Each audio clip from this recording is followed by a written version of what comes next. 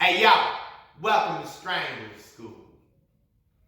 I like that one, I'm keeping it. I got my buddy Mike here. Today we're going to talk about the key lock. We're going to start in the close guard, and we're going to travel all around. We're going to go to the back, we're going to go to an armbar. We might even hit up a triangle. So I can either sit up 1,000 times to go get my partner, or I can bring him to me. It's much easier to bring my partner to me. So I'm going to open my guard. I'm going to keep this one tight on his back. I'm going to bring my knee to his elbow, and I'm going to bring my knee to my chest. I'm going to sneak my hand in that space and lock my own arm. Now, I can close this guard back up. You can try and finish your Kimura, but usually from the closed guard, people are clever. Typically, your partner's going to see this coming, and they're going to grab their own leg to buy themselves some time, figure out how they're going to get out of here, and you probably won't actually finish the Kimura from here.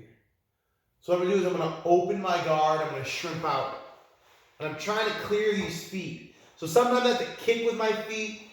Doesn't really matter. Oh, I get my feet free. I got my hips free. As you learn this, when you're first drilling it, take your feet and just walk them in a circle all the way around the corner. Okay? Once you get a little bit better, you're just going to swing your legs around the corner. Okay, so I come around and I slide my knee in front of his hip. Okay? Now, I am going to show you how to do this with only your arms, and then we're going to add our legs in. Build up to referees. My right elbow is pushing his weight backwards. My hands are pushing his hand into his chest, and my left elbow is pulling his elbow away. And what's going to happen when I do all those three things is I'm going to tip him to his back. Okay? Once I put my shin in front of his belly, I'm going to look for his far arm. I'm going to bring my leg over, and I'm going to try and hook his far arm. I'm going to push my elbow into his shoulder, push his hands into his chest, pull his elbow away from his face. I'm going to fall to my butt. And then right here, I sit up.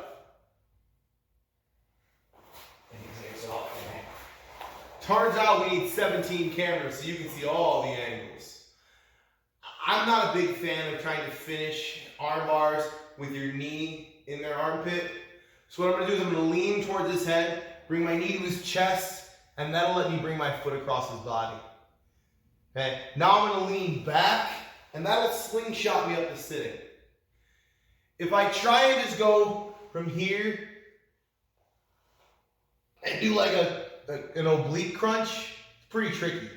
So I lean back, and that lets me sit back up. Now here I like to cross my feet.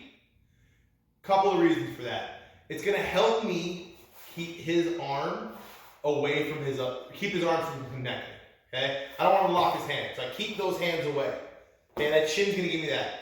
Secondarily, it's going to give me some more leverage to pick his head up. Human beings are spring-loaded.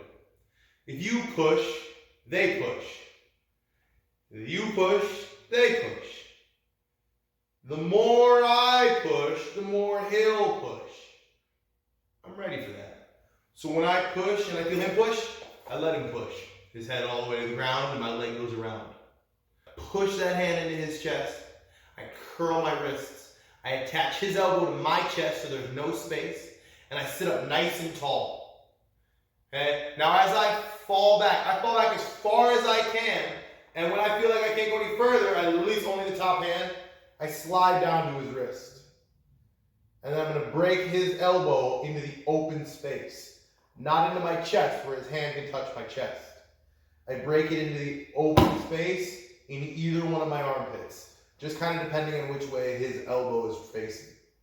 Okay? Alright. From the beginning with 37 angles. Let's try this angle. So I clear his hand to the floor. I clear his hand to the floor. I grab a wrist. I use my knee to my chest to bring his elbow to me. I reach in that hole and I grab my own wrist. Okay? Now I'm going to Kimura this fool.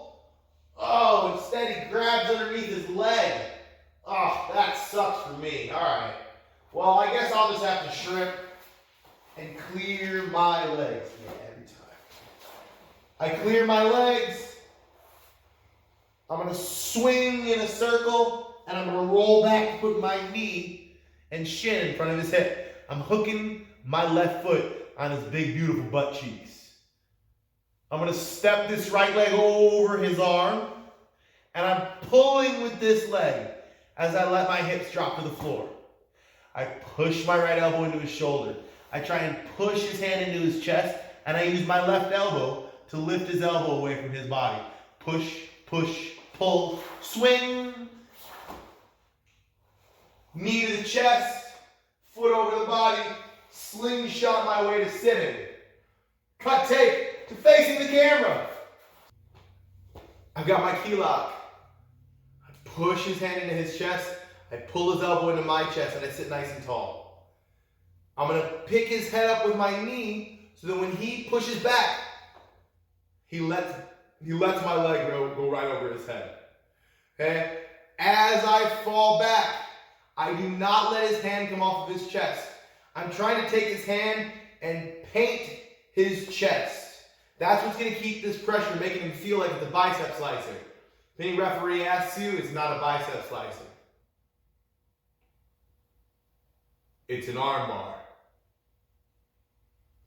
I push his hand into his chest. I'm curling both of my wrists down like a praying mantis. If my wrists are bent backwards, Mike can just straighten his arm right out, no matter how strong. I'm an armbar anyways. No. I curl these wrists down. That's what's going to keep that grip to me. I push his hand to his chest.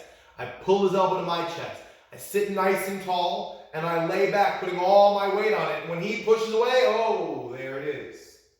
I curl my heels to my butt, and I pinch my knees together so that I can get this arm bar. And I pull his elbow, or I pull his wrist into the open space. I don't pull it to my chest where it'll touch. I'm trying to lock his shoulder out. If you take a look at Mike's shoulder, when I go to armbar him, his shoulder takes the pressure. So I can't actually, look, his hand might even go all the way to the floor. The more he relaxes, the more his hand can go all the way to the floor. God forbid he starts looking that way. If he looks over that way and gets on his hip too, oh, look at how high that shoulder goes. Look at all that pressure I can put on this arm without it breaking. But if I can keep his shoulder in place, his elbow pops, what is that? Way more than 6 inches. It's as high as I can measure.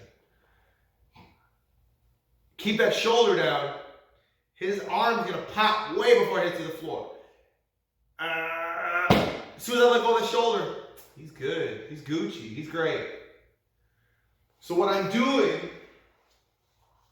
when I curl my heels to my butt, I'm locking on his shoulder. When I squeeze my knees together, you see his arm moving? I'm not moving that. Okay? That's where his arm wants to go now that I've locked it out.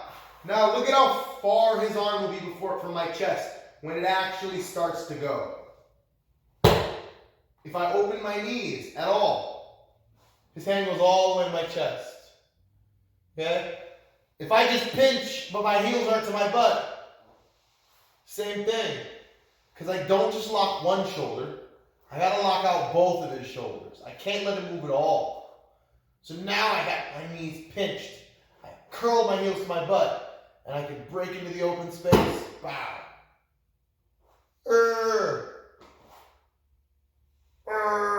Not gonna work. Pinch those knees. My knees can touch around his arm. My heels, I'm trying to touch him in my butt through his body. I don't care if there's something in the way. My heels are gonna touch my butt. I break into the open space.